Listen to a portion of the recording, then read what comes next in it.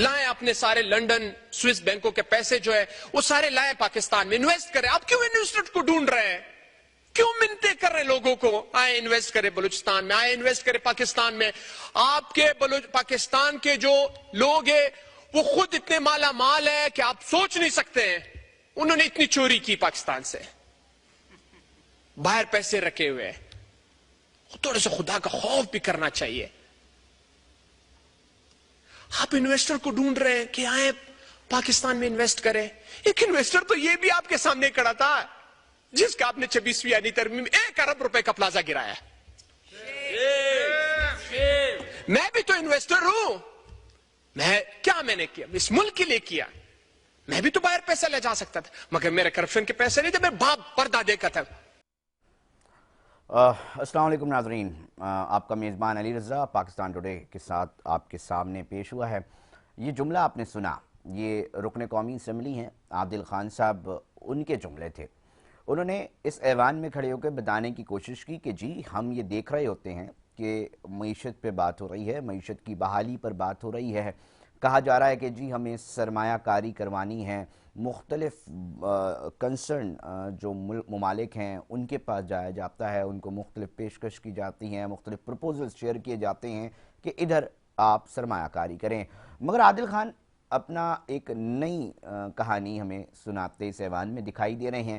وہ کہہ رہے ہیں کہ بلوچستان کے اندر ہی بہت سارے ایسے لوگ ہیں جو بہت زیادہ مالدار ہیں اور انہوں نے اپنا پیسہ سوئس بینکوں میں رکھا ہوا ہے اور دیگر جگہوں پر جو ہے ان کی جو جسے کہتے ہیں ترجیحات ہیں وہ یہ ہیں کہ جناب ادھر اپنی پراپرٹی بنا لی جائے, اس جگہ پر کیوں نہیں وہ جو سرمایہ کاری ہے وہ کرتے ہیں. یہ ایک اہم اشرافیہ کی ہم بات کر رہے ہیں, جسے ہم یہ دیکھتے ہیں کہ مختلف چیزوں کو اوپر جو ہے وہ ڈسکس کیا جا رہا ہوتا ہے.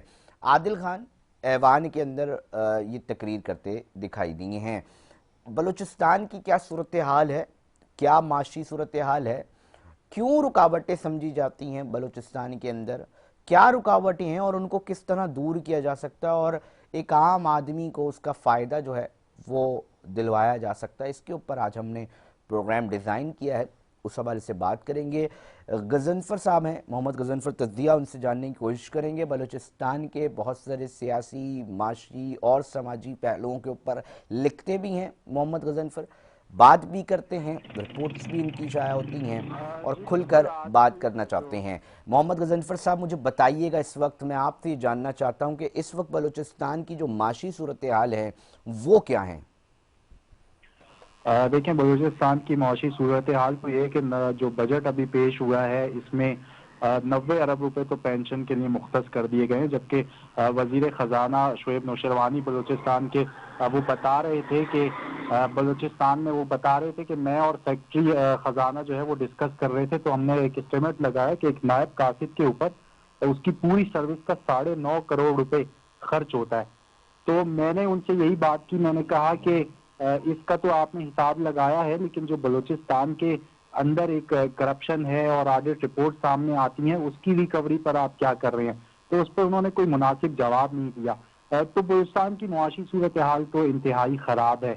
جیسے آپ نے عادل باغی صاحب کی بات کی, ان کے آج کے جو نیشنل اسمبلی میں اسٹیٹمنٹ ہے, ایک تو ان کی یہ پولیٹیکل اسٹیٹمنٹ بھی ہے سوئس بینک والی, انہوں نے اوور آل پاکستان کی بات کی ہے. جہاں تک بلوچستان کی بات ہے تو یہ بات ان کی درست ہے کہ جن لوگوں نے باہر انویسٹمنٹ کی ہے وہ بلوچستان کے اندر, پاکستان کے اندر آئیں. غضنفر صاحب کیا ہے, بلوچستان کو تو عمومی طور پہ دیکھا جاتا ہے کہ یار اتنا امیر جو صوبہ ہے وہ نہیں ہے, اور ہم یہ دیکھتے ہیں کہ جناب بہت ساری باتیں اس حوالے سے کی گئی ہیں. یہ جو وڈیرہ شاہی ہے, جاگیردارانہ نظام ہے, جن کی ہم اکثر و بیشتر ڈسکشن میں آتی ہیں, کیا سمجھتے ہیں کہ جناب کتنے پرسنٹ ہوں گے کہ اتنے مالدار ہیں جن کی وہ بات کریں کہ اتنا پیسہ ہے کہ اگر صرف وہ لگا دیں تو آپ کی صورتحال بدل سکتی ہے؟ واقعی میں اتنا پیسہ ہے شرافیہ کے پاس بلوچستان کی؟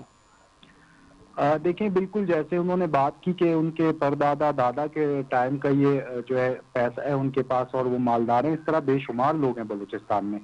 اور جو نواب سردار ہیں ان کے پاس بھی کافی ٹھیک ٹھاک پیسہ ہے, اور انہوں نے دبئی میں, زیادہ تر جو بلوچستان کے لوگ ہیں ان کی انویسٹمنٹ جو ہے وہ دبئی میں, سعودی عرب میں, خلیجی ممالک میں, گولف کنٹریز میں زیادہ ہے. तो बलूचिस्तान के अंदर कोई ऐसा नजर नहीं आता कि बड़े पैमाने पे किसी ने इंडस्ट्री लगाई हो, या बलूचिस्तान के अंदर बलूचिस्तान के किसी सरदार ने, नवाब ने जो है कोई इंडस्ट्री लगा के अपने लोगों को, अपने कबीले के लोगों को कोई रोजगार दिया हो। ऐसा कुछ भी नहीं है। गजनफर साहब, लैंड है अगर मैं गलत नहीं हूँ मुझे तस्दीक कर दिएगा, क्योंकि हम एक डिस्कशन को इस तरह चलाएंगे, बलूचिस्तान का सिर्फ वाहिद इंडस्ट्रियल जोन है जो हब पर है, इसके अलावा कोई और है इंडस्ट्रियल जोन? बहुत सारे शायद नाज़रीन को नहीं पता हो, वो आप जी हाँ, उसका भी मैं आपसे यही इसी तरफ आ रहा था कि अभी जो बलूचिस्तान का इंडस्ट्रियल जोन है वो हब है, हब लसबेला सिर्फ एक तो है पूरे बलूचिस्तान में। जी हाँ, बलूचिस्तान में वो जो है हब लसबेला का भी कुछ अर्सा था कि वो कराची की तरफ रेवेन्यू जा रहा है, कुछ फैक्ट्रीज का कुछ इस तरफ जा रहा है, उसके भी कुछ मसाइल सामने आए। लेकिन जो इंडस्ट्री जोन इसलिए वहाँ पर ज्यादा इन्वेस्टर्स इस वजह से, क्योंकि कराची मेन मार्केट है, वहीं से जोन लसबेला में जो है वो प्रोडक्ट तैयार होती हैं, और कराची मेन हब है, वहाँ पर जो है उनकी ज्यादा मार्केट है, तो इस वजह से वहाँ पर इंडस्ट्रियल जोन है। लेकिन यहाँ पर कोई गवर्नमेंट की तरफ से ऐसी कोशिश की ही नहीं गई है कि उस इंडस्ट्रियल जोन को जो है ज्यादा उसमें इंतजामात में लाया जाए, या इस तरह की और कंपनीज को इन्वॉल्व किया जाए, खुशदार की तरफ लाया जाए और खुशदार कल्लात की तरफ कोई इंडस्ट्रीज लाई जाए।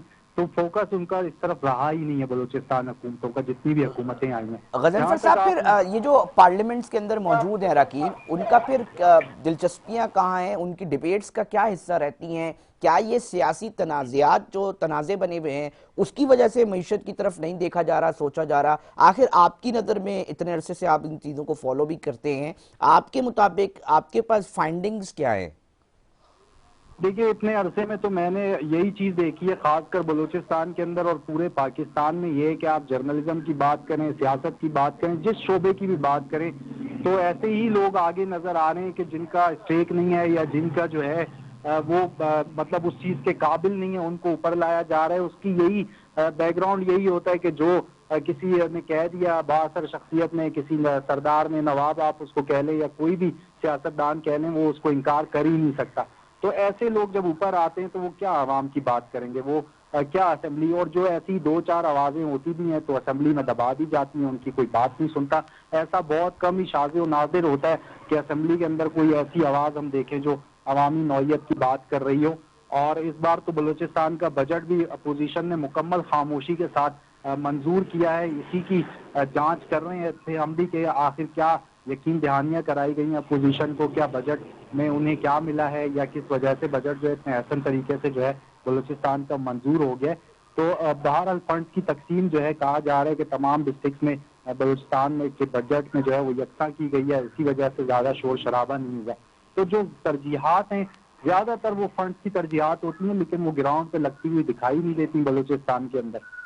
बहुत शुक्रिया मोहम्मद गजनफर साहब, हमें अपना तज्जिया पेश कर रहे। तो ओवरऑल बलूचिस्तान की माशी सूरत हाल के हवाले से बताने की नादरीन कोशिश कर रहे थे, और अफसोस हो रहा है ये जानकर कि जनाब जो अरकान हैं या जो लीडर्स हैं बलूचिस्तान के, जो सरदार हैं, जो वडेरे हैं, जो जागीरदार हैं, वो तकलीफ दे बात है। गजनफर आप ही के बलूचिस्तान के लोकल हैं जो मुझे ये बता रहे हैं कि जनाब जो वहाँ का जो एलीट पॉलिटिकल सिस्टम है वो ज़्यादातर सरमायाकारी जो है वो गल्फ़ कंट्रीज़ में करता है, दुबई में करता है।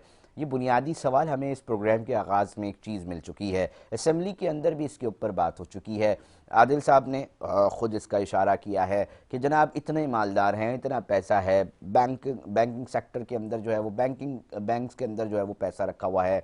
अब हम इसी गुफ्तगू को नादरीन आगे बढ़ाने की कोशिश करेंगे और जानने की कोशिश करेंगे कि कहने को हमारे पास मुख्तलिफ इदारे भी बने हुए हैं, तफ्तीश भी होती हैं, तहकीकात भी होती हैं, करोड़ों रुपए की करप्शंस की भी बात होती है, इदारे काम भी करते हैं, बताया भी जाता है, प्रेस रिलीज भी आपको जारी कर दी जाती है हमें, और हम आपको बताते हैं जी इन केसेस में ये मतलूब है, ये हिरासत में, ये गिरफ्तार हो गए।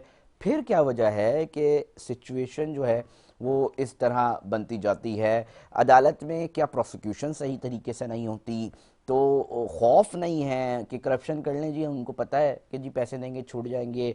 अशराफिया के लिए ये जन्नत क्यों बना हुआ है मुल्क, और क्यों ये लोग यहाँ से तो कमाते हैं फिर यहाँ पर क्यों नहीं लगाते?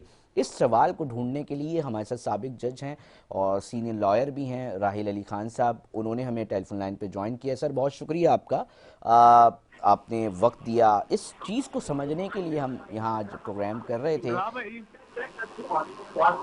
जी राहिल साहब, आप मेरी आवाज़ सुन पा रहे हैं? जी जी। अच्छा राहिल साहब, मैं ये जानना चाह रहा हूँ कि हमारे पास एक सवाल उठा है कि बलूचिस्तान की जो अशराफिया है वो पैसा गल्फ कंट्रीज़ में लगा देती है, दुबई या दीगर, इधर नहीं लगाती। फिर सवाल ये उठता है कि इतने सारे केसेस चलते हैं, क्या प्रोसिक्यूशन सही नहीं होती?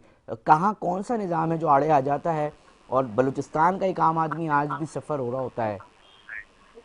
जी जी, देखिए इसमें जो सबसे बड़ा जो मेन रीजन है वो है टैक्स इवेजन का, और हवाला हुंडी के तौर पे ये पैसे बाहर भेजे जाते हैं ताकि डिपार्टमेंट्स की नज़र में ना आए। मेजॉरिटी ऑफ जो अशराफिया है वो अशराफिया है जो गवर्नमेंट अफसरान हैं, जो एक्स ब्यूरोक्रेट्स हैं या किसी ना किसी पब्लिक ऑफिस के ओहदे में रहे हैं। उनकी सैलरियां स्पेशली 2-3 लाख, 4 लाख, 5 लाख गवर्नमेंट की सैलरीज होती है, लेकिन उनके जो असासे हैं वो उनकी इनकम से डबल, ट्रिपल या मल्टीप्लाई बाय 100 होते हैं। तो वो ऑब्वियसली यहाँ तो शो नहीं कर सकते, तो वो इसीलिए ये जो जितनी इन्वेस्टमेंट्स हैं, पैसा है, वो सारा बाहर मुल्कों में टैक्स सेविंग्स, टैक्स हेवन्स जो होती हैं मुल्क, जहाँ पे रिकॉर्ड्स में नहीं आती चीजें, जैसे पनामा जैसे लीक हुआ था, तो ऐसी जगहों पे जाके उनकी इन्वेस्टमेंट होने लग जाती है। राहिल साहब, हम ये देखते हैं कि FIA है, एक पूरा इदारा बना हुआ है, वो इस पे कार्रवाइयाँ करती है, मुल्ज़िमान भी गिरफ्तार हो जाते हैं। फिर ये इतना नेक्सस क्यों मजबूत है, क्यों उसको तोड़ा नहीं जा रहा? इदारे तो तहकीकात भी कर रहे हैं, कार्रवाइयाँ भी हो रही हैं। इस सवाल का मुझे जवाब चाहिए कि क्या है मामला। अच्छा, इसमें बदकिस्मती से जो हमारे हर इदारे के जो टॉप के अफसरान हैं वो इस पूरे रैकेट में मिले हुए हैं। उनका एक अपना परसेंटेज होता है जो कि वो सेफ्टी के लिए या सेफ गार्ड के लिए वो अपना लेते हैं और उसके बिजनेस को चलाया जाता है। आप किसी भी हवाला हुंडी का जो काम है उसके बड़े रैकेट्स को अगर आप हाथ डालेंगे और कोई ना कोई वादा माफ गवाह बनता है, तो आप देख लीजिएगा कैसे ये पॉलिटिशियंस और बड़े बड़े जो एस्टेब्लिशमेंट के लोग हैं उनकी कैसे दौड़े लग जाएंगी, क्योंकि कहीं ना कहीं इन सब का कट है। और मैं बड़ा खुल के बात कर रहा हूँ, काटिएगा नहीं ये बात मेरी। लाइव जा रहा है सर, आप तो कानूनी आदमी है, मैं क्यों काट सकता हूँ, मैं तो जी ये जी, लाइव बस जा तो रहा है। मेरा यही कहना है कि ये जितने भी काम हो रहे हैं, मैं आपको बताऊं, FIA हो गया या दूसरे कोई भी इदारे हो गए जो इन सब चीजों को रोक सकते हैं, उनका एक अपना अपना एक स्टेक होता है, या तो ऐसे लोगों का स्टेक होता है जो FIA को के ऊपर ऑब्वियसली सुपरवाइज कर रहे होते हैं। तो अब राहिल साहब, मैं छोटे ये भी लेवल पे कार्रवाइयां, हाँ, अब राहिल साहब, मैं छोटे ये लेवल भी पे कार्रवाइयां जरूर हो रही होती हैं, बट बड़े लेवल पे जो बड़े रैकेट चल रहे हैं उन पे कभी भी हाथ नहीं डाला जाता, क्योंकि इन सब का अपना कमीशन होता है। अच्छा राहिल साहब, एक और सवाल का मुझे जवाब दीजिएगा, मुझे अंदाज़ा है कि आप मसरूफ़ हैं, कि हम ये देखते हैं कि जी हम अक्सर बेशतर ये भी डिबेट का हिस्सा सुनते हैं कि जी ड्यूअल नेशनैलिटी नहीं होनी चाहिए, जो सरकारी अफसर है उसको फौरी जो है वो बाहर जाने की इजाज़त नहीं होनी चाहिए, उसकी पूरी रैकी होनी चाहिए, उसका पूरा का पूरा रिकॉर्ड चेक होना चाहिए, उसके बैंक अकाउंट्स चेक होने चाहिए। ये जो तस्वुरात हैं, क्या समझते हैं, क्या इससे फ़र्क पड़ सकता है? क्योंकि आप एक लीगल फ्रेटर्निटी के एक खास आदमी हैं, इसलिए मैं आपका ओपिनियन जानना चाह रहा हूँ, इनसे फ़र्क पड़ सकता है? इसमें एक तो सर, इसमें मैं बिल्कुल एग्री करता हूँ। इसमें छोटी सी मैं अगर आपको तजवीज़ दे दूं, जितने भी सर्विंग सरकारी अफसरान हैं, चाहे वो फौज में हो, चाहे वो ब्यूरोक्रेसी में हो, उनके इमीडिएट रिलेटिव्स और उनके जो क्लोज रिलेटिव्स, इमीडिएट के अलावा भी कजन्स वगैरह के असासे, इनकी जॉब से पहले और इनकी जॉब के बाद अगर आप उनका डिटेल्स मंगवा लें तो सब पता लग जाएगा कि ये मामला क्या चल रहे हैं। और क्योंकि कोई भी अपने नाम पे करता नहीं है, तो ये ब्लड रिलेटिव्स के नाम पे, कोई वाइफ के नाम पे, कजन्स के नाम पे ये लोग अपने असासे रखते हैं। और दूसरी ये चीजें कि ये इंफॉर्मेशन शेयरिंग जो है दूसरी ड्यूअल नेशनैलिटी से क्या फर्क पड़ेगा? डुअल नेशनैलिटी से ये जरूर फर्क पड़ जाएगा कि कुछ बिजनेसेस, कुछ काम आप अनटिल अनलेस बाहर की कंट्रीज के सिटीजनशिप ना ले लें, आप नहीं खोल सकते। तो इससे ये बेहतर हो जाएगा कि कुछ लिमिटेशंस आ जाएंगी उन अफसरान पे कि वो बाहर इतना खुल के काम नहीं कर सकेंगे। दूसरी बात ये कि उनके दिल में एक डर रहेगा कि अगर मैंने कोई चीज करप्शन की, कुछ किया, तो मुझे यहाँ पकड़ लिया जाए, क्योंकि अक्सर ये देखा गया है कि यहाँ पे अगर कोई करप्शन करता है तो उसके पास एक दूसरा पासपोर्ट मौजूद होता है और वो बाहर निकल जाता है। Exactly. और बहुत रेयरली देखा गया है, अनलेस कि कोई बड़ा केस हो, कि किसी को जो यहाँ पे अक्यूज हो शख्स, اس کو باہر کی کنٹری سے, اسپیشلی فرسٹ ورلڈ کنٹری سے پکڑ کے واپس لایا جا رہا ہے. رائل صاحب آخری سوال میں چاہوں گا کہ بس آپ شارٹلی مجھے دے دیں, اور وہ یہ ہے کہ اکثر و بیشتر ہم یہ بھی دیکھتے ہیں کہ جناب جب ہم اس پورے سسٹم کو دیکھ رہے ہوتے ہیں تو جناب ہم یہ دیکھ رہے ہوتے ہیں کہ جی بڑے بڑے لوگ بچ جاتے ہیں اور چھوٹے چھوٹے لوگ جو ہیں وہ پکڑے جاتے ہیں. اس کو ہم مضبوط ترین قانون سازی کون سی ایسی کریں کہ جناب کم سے کم یہ جو چیزیں ہیں نا یہ رک سکیں, کم سے کم خوف سر اس میں چھوٹی سی 1 منٹ اگر ہمارے پاس ہے, میں آپ کو سٹوری سناتا ہوں. میں وکیل تھا ایک اسپیسیفک, کیونکہ میں اوبیسلی ڈیفینس کا لائر ہوں, میں ملزمان کو ڈیفینڈ کر رہا ہوتا ہوں, میرا کام ہے, پیشہ ہے. تو ایک ریکٹ کے جو سربراہ تھے انہوں نے مجھے آ کے بولا کہ سر میں ہر مہینے آپ کو 2 بندے دوں گا جو چرچ کے کیس میں بند ہوں گے, کیونکہ ہمیں پولیس کے بالا افسران کو ہر مہینے 2 بندے دینے ہوتے ہیں کہ ان کی پروگریس بھی چلتے ہی رہے اور ہمارا کام بھی چلتی رہے. تو یہ جو چھوٹے لوگ پکڑے جاتے ہیں, پکڑے جاتے ہیں وہ اسی کڑی کا حصہ ہیں, تاکہ جو ڈپارٹمنٹس ہیں وہ بھی اپنی پروگریس شو کرتے رہیں اور بڑے لوگوں پہ ہاتھ بھی اس طریقے سے نہ جائیں. لیکن یہ بڑے لوگوں کی ہی بی ٹیمز ہوتی ہیں. بہت شکریہ رائل صاحب, سابق جج تھے, سینئر لائر ہیں اور اس وقت ایڈوکیسی کے حوالے سے ایک بڑا نام ہے رائل صاحب کا. اپنا ایک پوائنٹ آف ویو شیئر کر رہے تھے, آپ نے سنا. ہم مزید بھی اس پہ گفتگو کریں گے. ہم کوشش کر رہے ہیں کہ سردار شوکت صاحب انہوں نے ہمیں ٹیلی فون لائن پہ جوائن کیا ہے, ان کا بھی میں آپ کو تعارف کروا دوں. یہ صدر ہیں بزنس اکانومک فورم بلوچستان کے اور گہری نظر رکھتے ہیں بلوچستان کے اکنامک معاملات پہ. آج ہم نے ان سے بھی ریکویسٹ کی کہ سر ہمیں بتائیے کہ آخر سچویشن کیوں خراب ہے, بلوچستان کے عام آدمی کی معاشی صورتحال کیوں بہتر نہیں ہو رہی. بڑے سی پیک جیسے جو اہم منصوبے بھی ہیں وہ بھی ہیں, دیگر معاملات بھی ہم دیکھتے ہیں کہ جی کوششیں ہو رہی ہوتی ہیں, حکومت بھی کوشش کر رہی ہوتی ہے بلوچستان کے عام آدمی کے لیے, پھر اس کا جو پھل ہے وہ ایک عام آدمی نچلی سطح پر کیوں نہیں کھا رہا ہوتا. سردار شوکت صاحب بہت شکریہ, آپ نے ٹائم دیا. ذرا مجھے بتائیں نا سر کہ آپ تو جانتے ہیں بلوچستان کے اکانومک معاملات کو, کہاں رکاوٹیں ہیں, کیوں نہیں ترقی کر پا رہا بلوچستان. آج تو ایوان میں عادل صاحب جو ہے وہ رکن قومی اسمبلی, وہ تو کہہ رہے ہیں جی ہمارے اپنے لوگوں کے پاس اتنا مال ہے, اتنے مالدار لوگ ہیں, سوئس بینک پہ رکھے پیسے واپس منگائیں اور دیگر پیسے واپس منگائیں. دیکھ لیں کتنی ترقی کرتا ہے بلوچستان. آپ کا پوائنٹ آف ویو کیا ہے شوکت صاحب؟ بسم اللہ الرحمن الرحیم. بہت دیکھیں, اس کا شارٹیسٹ ورژن یہی ہے کہ جو فیڈرل گورنمنٹ بجٹری یا ادروائز جو ڈپارٹمنٹس ہوتی ہیں ان کا نہیں کیا جاتا. سیورل ڈیکیڈز ہو گئی ہیں, آئی ڈیولوشن آیا, لیکن بلوچستان وہیں کا وہیں کھڑا ہوا ہے. مین بلوچستان 50% آلموسٹ پاکستان کا ہے, تو اس کی ڈیولپمنٹ تب بھی انفراسٹرکچر کا, جب انفراسٹرکچر بنے گا تو عام آدمی جو ہے لوکل, کیونکہ ہمارے نومیڈک ٹرائبل لائف ہے وہاں پہ, تو اس کی تو جب تک وہ ڈیولپمنٹ نہیں ہوگی لینگویج آئے گا, اپنی صوبائی یا فیڈرل کا فرض نظر آتا ہے. ہیلتھ ایجوکیشن ہو, کسی چیز میں بھی وہ دیکھ رہا ہوتا ہے, اپنی طرف دیکھ رہا ہوتا. اب ایک بڑا بیچ میں کیا کہ ہمارے لوگوں کے پاس پیسہ ہے. پاکستان کا میں نہیں کہہ سکتا کہ جو سجیم میں ریوالو کا اتنا پیسہ ہوگا جتنا پاکستان کے دوسرے حصوں میں ہے, کراچی ہے اور میں مینشن کر سکتا ہوں. لیکن بلوچستان تو ماشاءاللہ پاکستان کا انٹیگرل حصہ ہے. تو میں ہوں کہ دوسرے صوبوں وہ ان کا خیال کیوں نہیں آتا. میں نے بلوچستان وہ ان کا ہوا ہے, ان کو بھی یہاں پہ آنا چاہیے. میں اس کی چھوٹی سی مثال دیتا ہوں. گوادر پورٹ بنا, گوادر میں فریز بنا 2200 ایکڑ, انڈسٹریل اسٹیٹ ہے. کوئٹہ کے ساتھ بوستان میں اور کافی انڈسٹریل اسٹیٹ بنے, لیکن سے not talking of foreign investor, میں ڈومیسٹک انویسٹر کوئی بھی نہیں آیا. اب جب ریکورڈ انویسٹمنٹ بھی اور بارک گولڈ آیا यहाँ मैं माजरत के साथ नाम नहीं लेना चाहता हूँ कि आपके बड़े बड़े कराची के जो बिजनेसमैन हैं, जो नॉन बिजनेसमैन, जी जी, उन्होंने जंप शुरू कर दी और बलूचिस्तान आके उन्होंने जी अप्लाई कर दी कि मुझे प्रोजेक्ट के लिए, मुझे आयरन ओर के लिए ले लें।